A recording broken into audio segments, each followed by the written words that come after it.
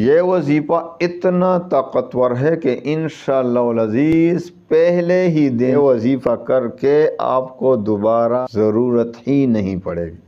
ایسا طاقتور ترین وظیفہ ہے۔ اللہ تعالیٰ ان برے حالات سے آپ کو فوری نکال دے گا۔ ایسا وظیفہ بتا دیتا ہوں آج اس بہن کے لیے۔ اس بہن کو تو میں نے وظیفہ دے دیا، درست بھی کر دے گا، اور سارا مال جو جنہوں نے لوٹا ہے، جن رشتہ داروں نے اس کے مال کو لوٹا ہے، انشاءاللہ خود آ کر اس کے پاس لے آئیں گے۔ قرض کے بوجھ کے نیچے دبے ہوئے ہوں، ہر طرف سے قرض، ہر طرف سے مہنگائی سے پریشان، مال و دولت کا نام و نشان گھر میں نہیں، بینک بیلنس نہیں، دیوالیہ ہو گئے، کچھ بھی پاس نہیں، تو یہ وظیفہ آپ کے لیے ہے۔ قولا من رب الرحیم، بس اس کا وظیفہ آپ نے پڑھنا ہے، اور ایسا وظیفہ، اتنا طاقتور وظیفہ اپنی زندگی میں نہیں دو گے۔ آپ پر ایمرجنسی میں کوئی پریشانیاں ہیں؟ کل یا پرسوں کی بات ہے کہ مجھے واٹس ایپ پہ ایک میسج موصول ہوا، اور میری کوئی بہن تھی جو کراچی کے رہنے والی ہے، کراچی میں رہتی ہے۔ اس نے میسج کیا کہ حضرت میں بہت زیادہ کروڑ پتی تھی، کل تک یعنی پرسوں تک میں کروڑ پتی تھی، لیکن آج میں صرف ایک دن بعد ایسی ہو گئی، میرا سارا مال لٹ گیا، میرے ایکسیڈنٹ ہو گیا، سارے مال پر میرے رشتہ داروں نے قبضے کر دیے، اور میرا تمام مال احوال سب، میری تمام امیری غریبی میں بدل گئی۔ تو میرے پیارے بھائیوں بہنوں، اکثر ایسا ہوتا رہتا ہے، دنیا ایسی ہے کہ اس میں نہ تو ہمیشہ رہنا ہے، نہ ہمیشہ خوشی ہوتی ہے، نہ ہمیشہ کا غم۔ اس کا کوئی بھی چیز پائیدار نہیں ہوتا دنیا کا۔ تو دنیا میں رہتے ہوئے دنیا کے مطابق، اسی کے مطابق ہی ہمیں رہنا ہے۔ ہمیں ایسا سوچنا ہے کہ بھائی کسی بھی وقت مجھ پر کچھ بھی آ سکتے ہیں۔ تو مجھے بڑا دکھ ہوا، اور اسی وجہ سے میں آج یہ ویڈیو بنا رہا ہوں، اور اسی وجہ سے میں آپ سب مسلمانوں کو اسی بہن کی وجہ سے ایک وظیفہ دینے والا ہوں کہ انشاءاللہ آپ پر، آپ کے جو بھی حالات ہوں گے، انشاءاللہ اللہ تعالیٰ ان برے حالات سے آپ کو فوری نکال دے گا۔ ایسا وظیفہ بتا دیتا ہوں آج اس بہن کے لیے۔ اس بہن کو تو میں نے وظیفہ دے دیا، وہ اسے بھی انشاءاللہ العزیز اللہ تعالیٰ تندرست بھی کر دے گا، اور سارا مال جو جنہوں نے لوٹا ہے، جن رشتہ داروں نے اس کے مال کو لوٹا ہے، انشاءاللہ خود آ کر اس کے پاس لے آئیں گے۔ ایسا وظیفہ بھی میں نے دے دیا اس کو۔ تو اگر خدا نہ خواستہ کسی پر ایسے حالات ہوں کہ قرض کے بوجھ کے نیچے دبے ہوئے ہوں، ہر طرف سے قرض، ہر طرف سے مہنگائی سے پریشان، مال و دولت کا نام و نشان گھر میں نہیں، بینک بیلنس نہیں، دیوالیہ ہو گئے، کچھ بھی پاس نہیں، تو یہ وظیفہ آپ کے لیے ہے۔ انشاءاللہ العزیز ایسا وظیفہ دے دوں کہ اللہ تعالیٰ آپ کے تمام قرضے بھی ختم فرمائے گا، ادائیگی کے لیے کچھ نہ کچھ راستے نکال دے گا اللہ تعالیٰ۔ یہ اللہ کا کام ہے، اور آپ کی غربت انشاءاللہ امیری میں بدل جائے گی۔ آپ کے پاس اپنا گھر نہ ہو، اللہ تعالیٰ گھر بھی عطا فرمائے گا، گاڑی بھی عطا فرمائے گا، انشاءاللہ العزیز چند ہی دنوں میں اس بحران سے نکل کر انشاءاللہ امن کی زندگی نصیب ہوگی۔ تو آئیے اب آتے ہیں وظیفے کی طرف جو میں نے اس بہن کو بھی دیا، اور کئی لوگوں کے میں نے جب بھی یہ وظیفہ دیا ہے آج تک یہ ہمیں اپنے بڑے بڑے مشائخ سے ملا ہے۔ تو جو بھی اس وظیفے کو کرے گا انشاءاللہ العزیز اس کے ثمرات خود اپنی آنکھوں سے دیکھے گا، بتانے کی ضرورت نہیں۔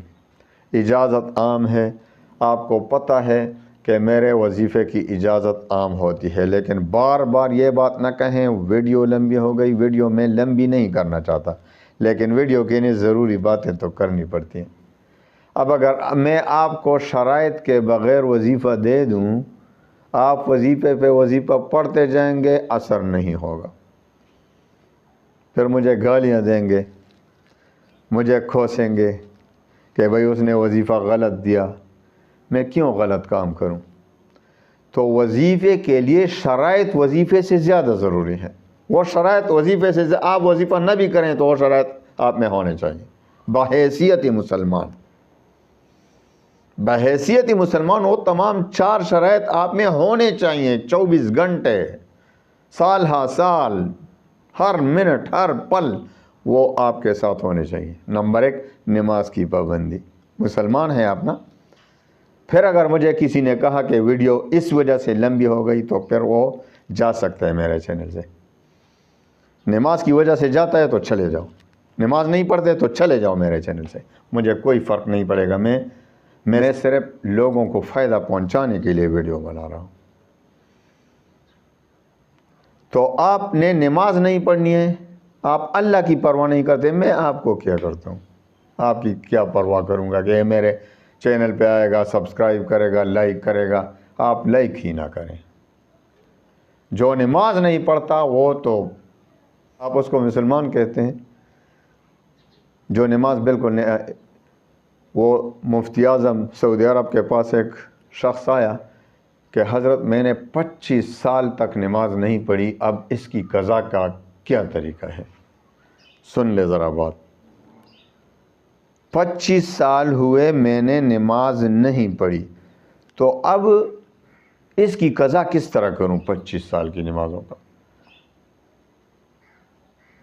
تو حضرت مفتی ابن باز رحمہ اللہ تبارک و تعالی، جو مفتی اعظم تھے سعودی عرب کے، اس نے فرمایا کہ آج تک تم کافر تھے، اور کافر جب نیا مسلمان ہوتا ہے تو اس پر کوئی قضا نہیں ہوتی، کلمہ پڑھو اور سرے سے نماز پڑھنا شروع کر دو۔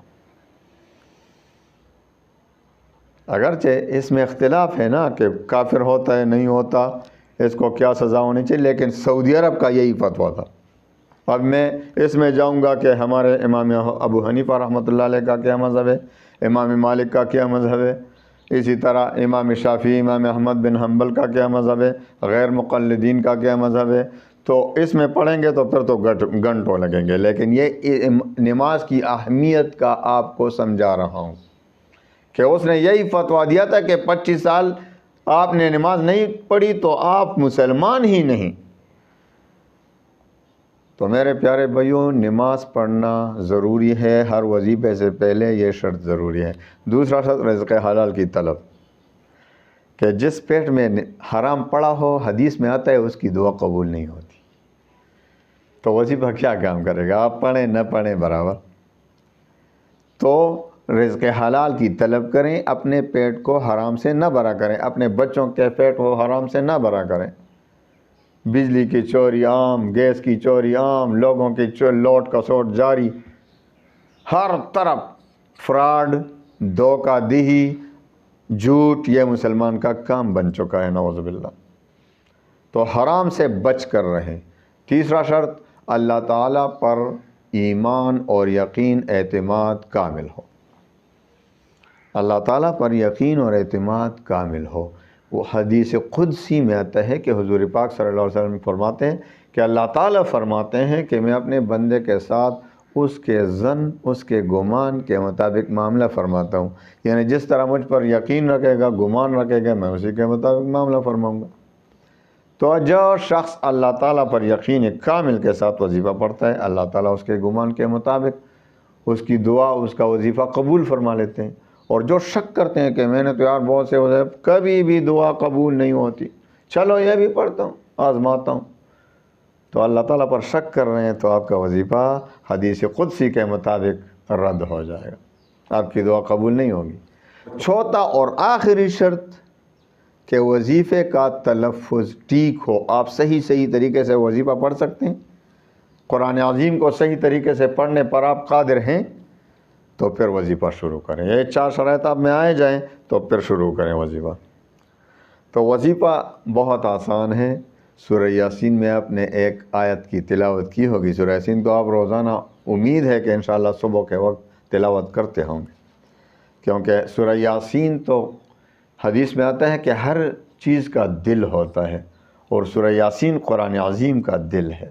ایسا ہے، قرآن عظیم میں سورہ یاسین کو بہت بڑا درجہ حاصل ہے۔ اس میں ایک آیت ہے، سلام قولا من رب الرحیم، سلام قولا من رب الرحیم۔ بس اس کا وظیفہ آپ نے پڑھنا ہے، اور ایسا وظیفہ، اتنا طاقتور وظیفہ اپنی زندگی میں نہیں دو گے۔ آپ پر ایمرجنسی میں کوئی پریشانی آئے، یا آپ پر پہلے سے پریشانی ہو، جادو کا خوف ہو، کسی نے آپ پر جادو کیا ہے، آپ کو مالی پریشانی ہے، آپ کے لوگ آپ کا مال لوٹ گئے ہیں، جو بھی پریشانی ہو، انشاءاللہ العزیز اس آیت کا ایک چلہ کریں۔